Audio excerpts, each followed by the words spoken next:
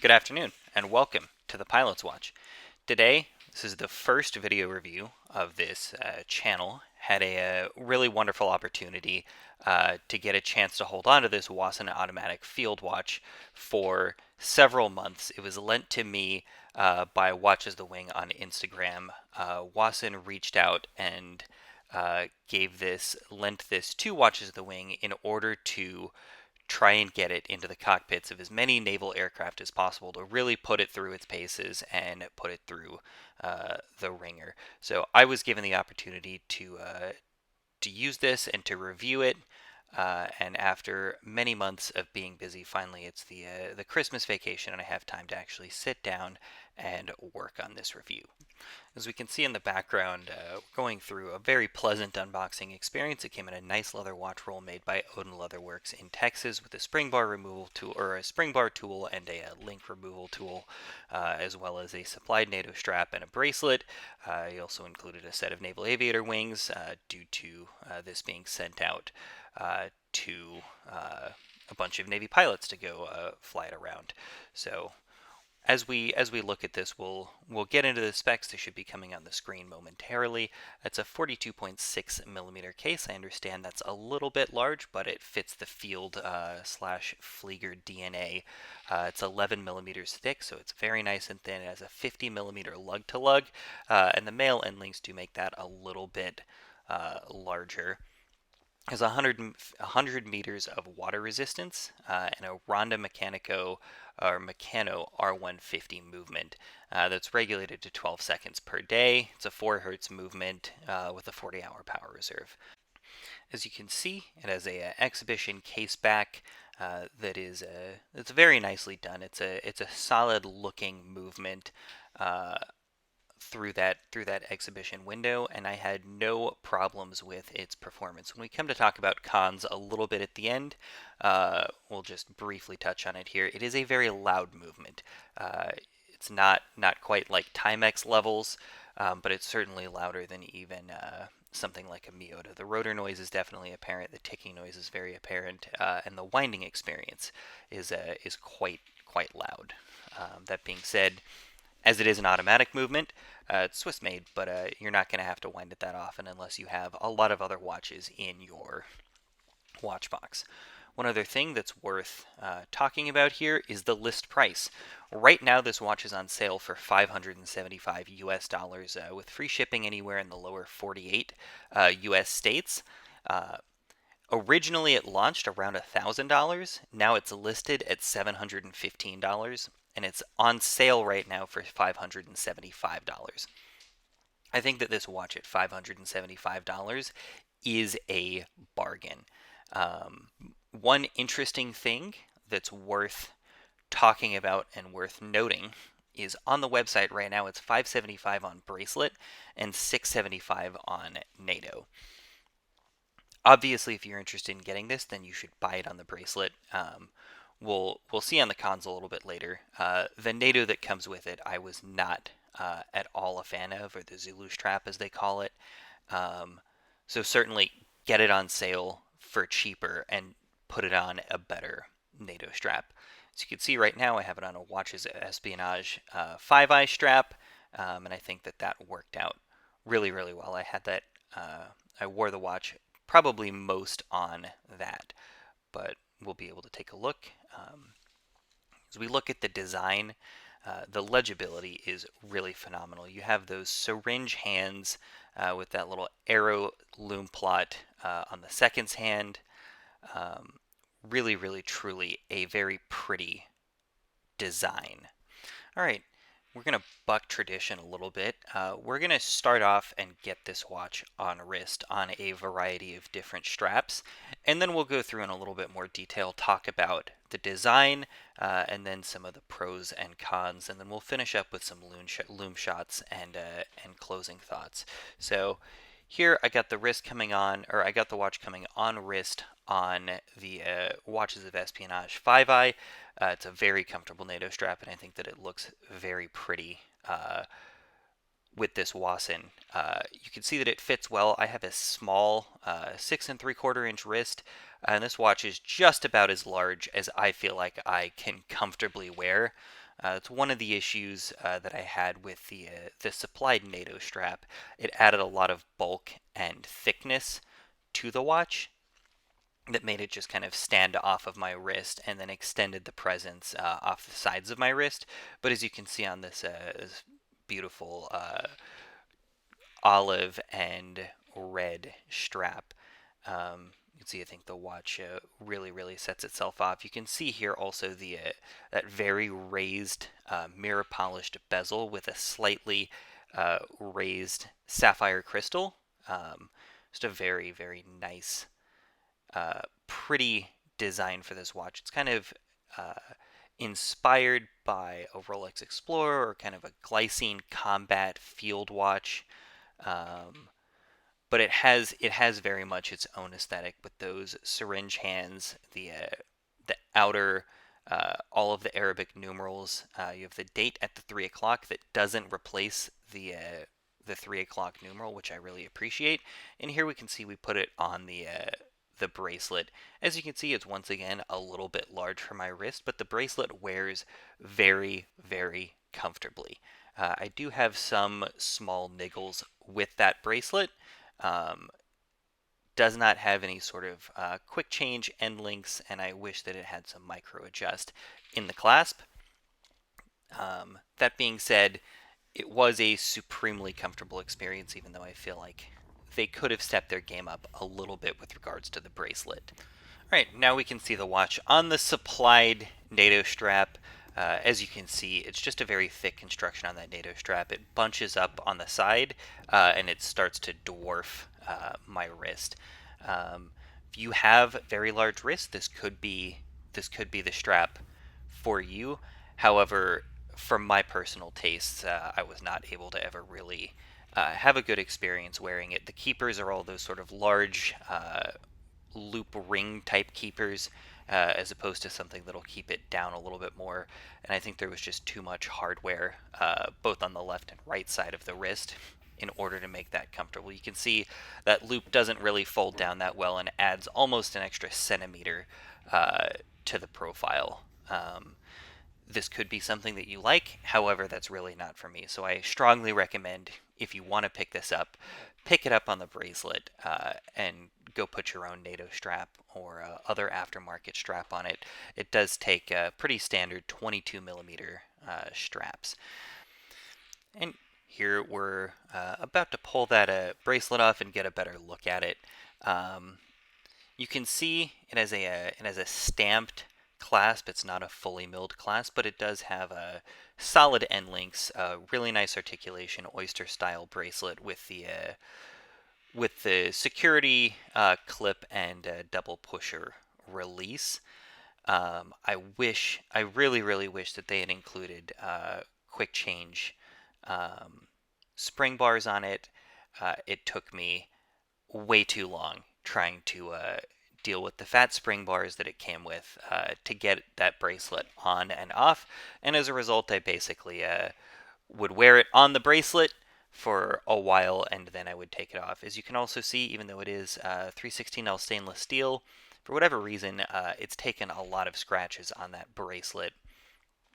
But there's good articulation and not a whole lot of lateral play that you wouldn't expect. It's just enough to make the watch very comfortable.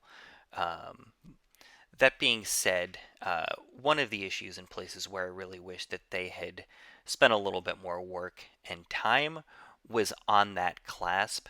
As you can see, this is just a broken Invicta clasp that I had laying around and wanted to use an example, but the overall feel of the clasp on the Wasson is just a little bit tinny, and kind of reminded me of the Invicta. It's a whole lot. It's much better on the Wasson. It's just kind of that's what it reminded me of.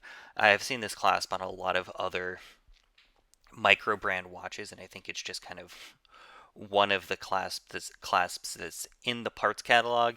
I kind of wish though that we could start getting rid of this. There are significantly better options out there, even at this price point. So that's one of the places where in a micro brand you're looking to get a ton of value because you don't necessarily have the recognized brand name. Here, just for example, um, you can see just kind of how it is that stamped construction fold over, and then I'll show you a view of what it looks like. We'll pull up this is my Zelos Aurora bracelet. You could see for about $450, even though this model is completely sold out. It was sold out about 30 seconds after it launched. You're getting on-the-fly micro adjustments, fully milled construction, and just a little bit more premium of a package there. And so I think it's just something that I think with a few little tweaks, Wasson could make a version 2 of this really, really exemplary. And then here, just to kind of also demonstrate on another micro brand, this is a Jack Mason Strato Timer, but demonstrating that it's not that hard to get quick release spring bars in there at a similar price point, and also that on the fly micro adjustments that you'll see in just a second is absolutely something that I expect and want to see from a micro brand at this price point. That's one of the key benefits of a micro brand, is that you're able to sort of get this technology a whole lot before the major brands do. Yeah. Now let's just take a better look at the head of the watch itself. I really like the printed Wasson brand logo, kind of a cross between a W and a castle, and also a dove.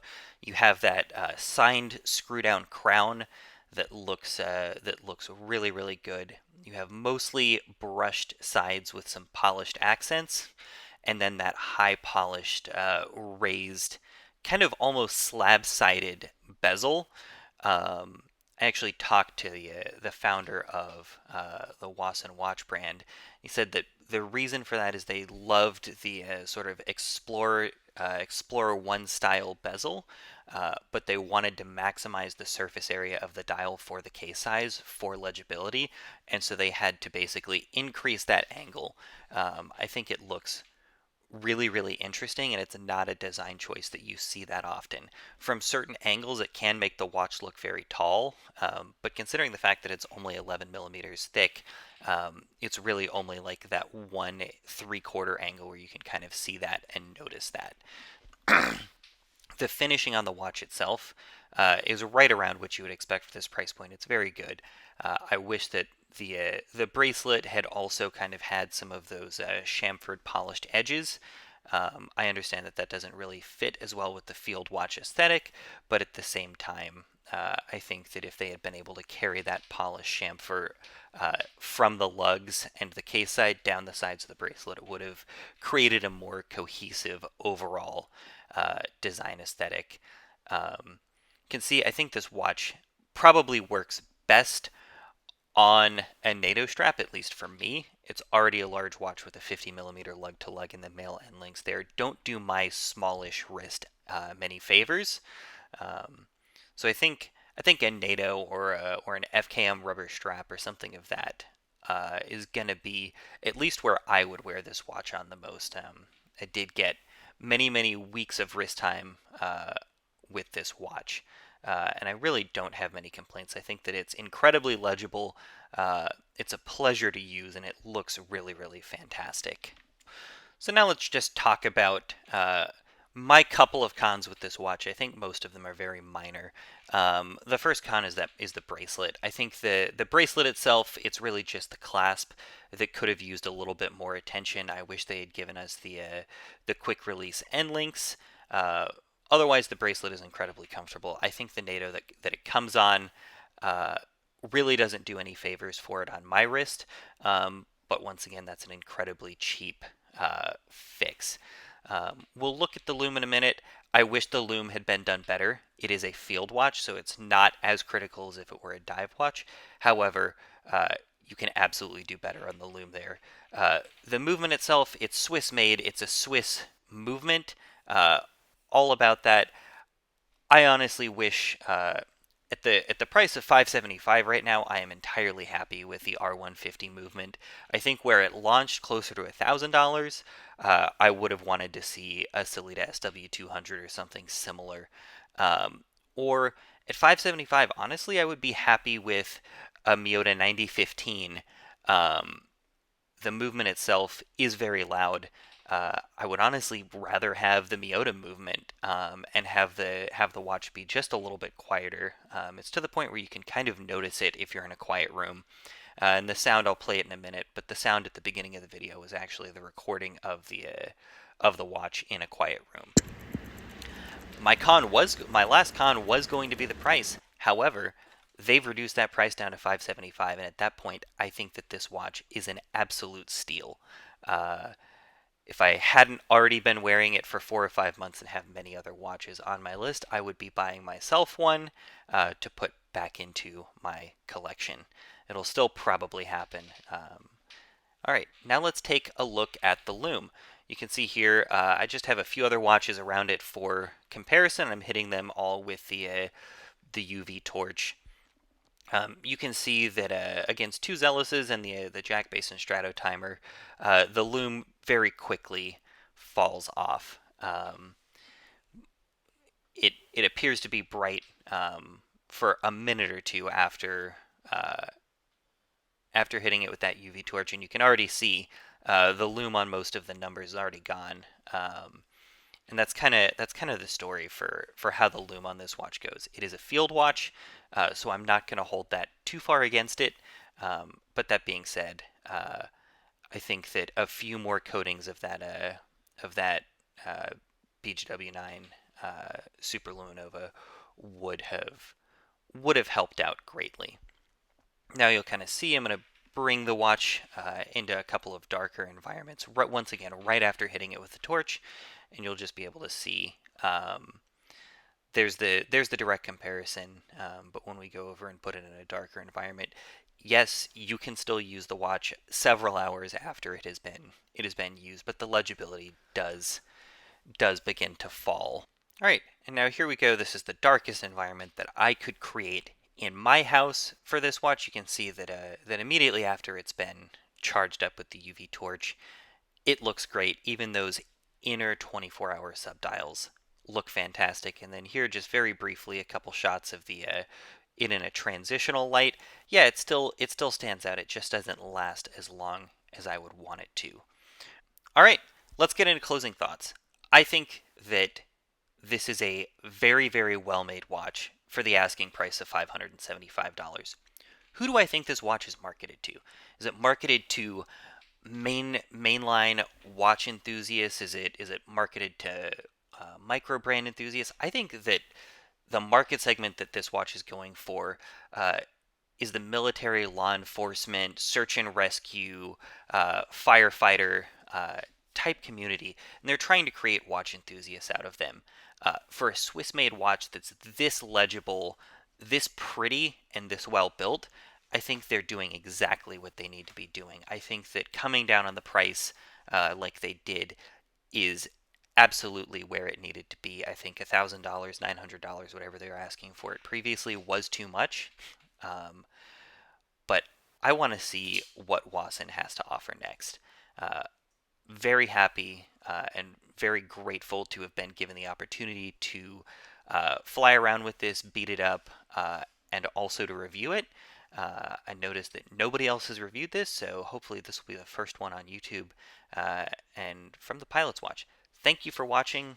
Please comment and let me know how I can get better at doing this, since this is the first time I've ever done this. Thank you all so much, and have a fantastic day.